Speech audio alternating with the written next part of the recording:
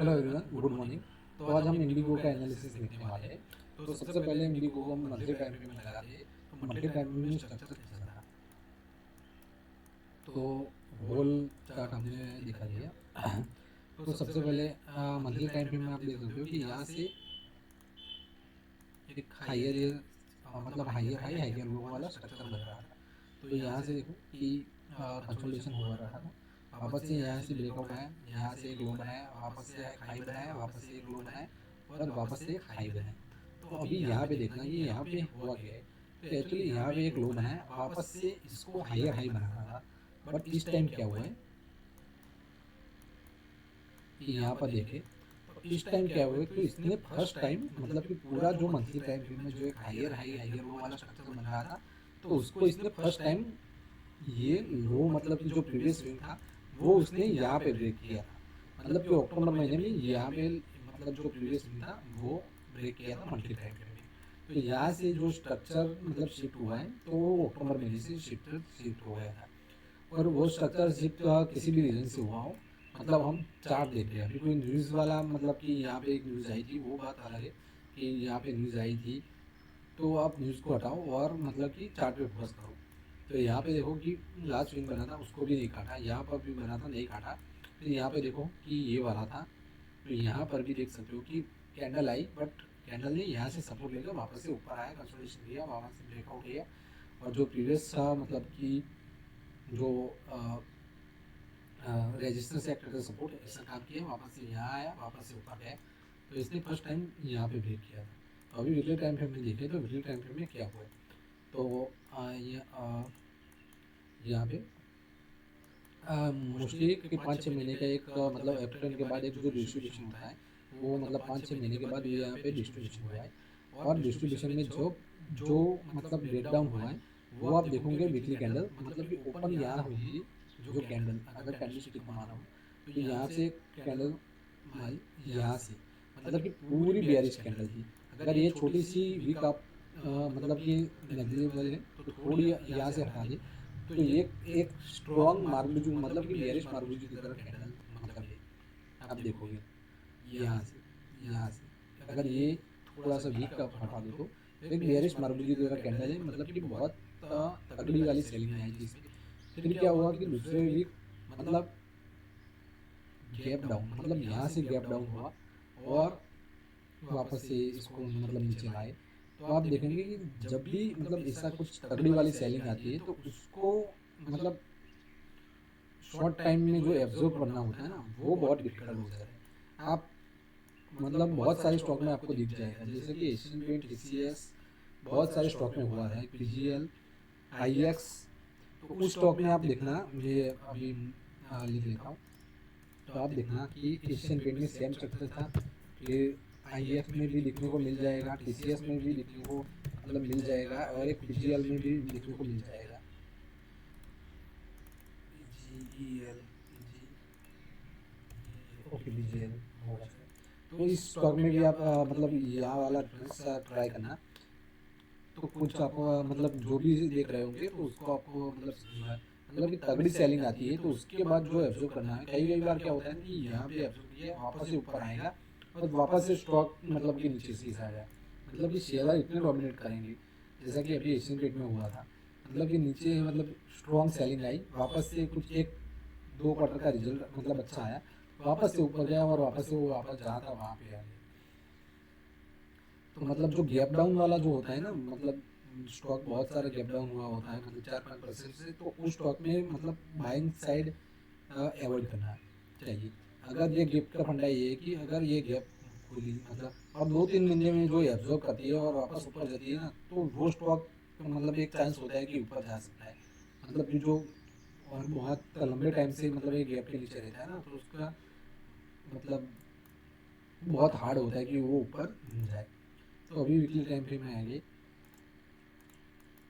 तो यहाँ पे एक देखेंगे कि ये वाला,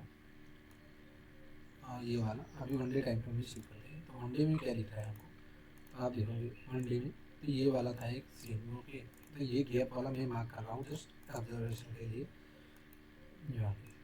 तो आप अभी देखो कि यहाँ से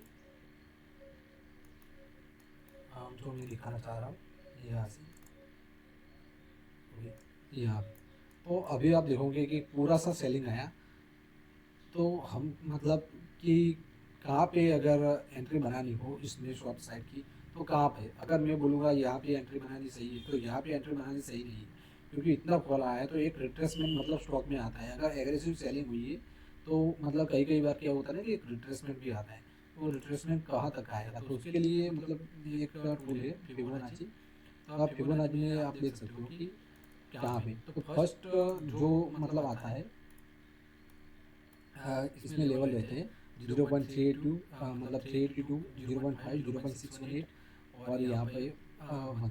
तो मोस्टली प्रेफर करना कि 0.382, 0.5 और ये 0.61 ये गोल्डन इशू लेवल है। और एक मतलब शॉर्ट टाइम पे की ये में यूज़ करें तो वो है 20 या 21 आप ले सकते हैं। तो आप यहाँ से देखो कि कहाँ तक रिजेक्शन आ रहे हैं। देखो अभी मतलब 0.382 पे आया है और देखो यहाँ पे आया। तो ये कैंडल बहुत छोटी छोटी बन गई, मतलब ये कैंडल देखो कितनी शार्प कैंडल आई, यहाँ पे शार्प आई, यहाँ पे मतलब ये दो तीन जो कैंडल आई ना, मतलब कि वो जो सेलिंग वाला एरिया था उसको ब्रिज नहीं कर पा रहा है। देखिए वापस नीचे आया। अभी देखना कि यहाँ से तो मतलब यहाँ से जो आया था यहाँ से बाउंस आने की प्रॉबिलिटी है यहाँ पे। अभी ये देखो 20 को मतलब कि यहाँ पे सीन क्या हो रहा है, 20 को भी मतलब रिजेक्शन लिया 20 से और वापस से मतलब यहाँ पे डबल टॉप जैसा बनाए।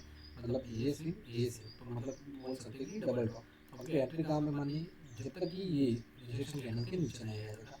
और टारगेट कितना रहेगा, टारगेट मोस्टली ये वाला भी रख सकते हैं।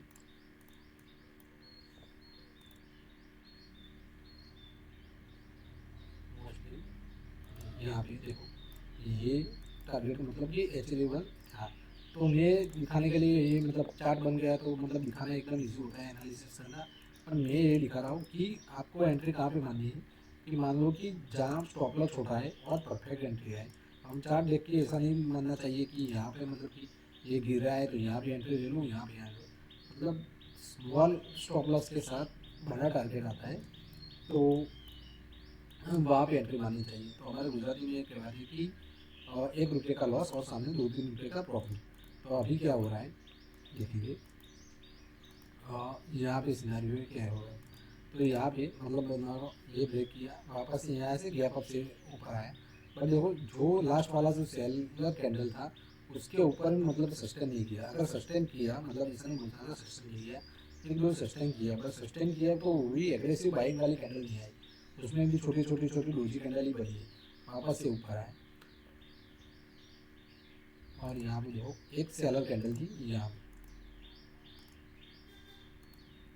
ये सेलर कैंडल और सेलर कैंडल के बीच में क्या हुआ है कि मतलब ये 1 2 3 4 5 मतलब NR6 या NR7 बोल सकते हैं इसको।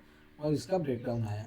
अगर मान लो ये गैप डाउन नहीं होता होगा, अगर यहाँ से मतलब कि रिजेक्शन आता तो ये थोड़ा सा स्मॉल स्टॉप कर देके हम यहाँ तक का टारगेट हम पकड़ सकते थे। और अभी क्या है ना कि मतलब गैप डाउन हो गया तो फिर क्या हो सकता है अभी भी मतलब मार्केट में न्यूज़ भी चल रही है कि इसकी एयरपोर्ट में मतलब बंद होने वाला है। तो यहाँ से ऐसा नहीं है कि एग्रेसिव शॉर्ट करना है। अगर ये कैंडल के बीच में अगर एक इनसाइड कैंडल बनती है, मान लो कि यहाँ पे थोड़ी बहुत मतलब साइडवेज कैंडल बनती है और ये ब्रेक डाउन करता है तो एक वापस से नीचे का साइड डाउन साइड का टारगेट हमको मिल सकता है। तो वो भी ध्यान रखना है हमको कि डाउन साइड का टारगेट मिल सकता है। तो ये था इंडिगो का पूरा एनालिसिस। तो इंडिगो अभी भी बेयरिश लिस्ट में ही है। अभी उसके मतलब कि जब तक कि प्रीवियस स्विंग नहीं करता तब तक की कोई पोजीशन नहीं बनानी चाहिए। तो इंडिगो ये बेयरिश लिस्ट में ही रहेगा हमारे। ओके तो लेट्स सी।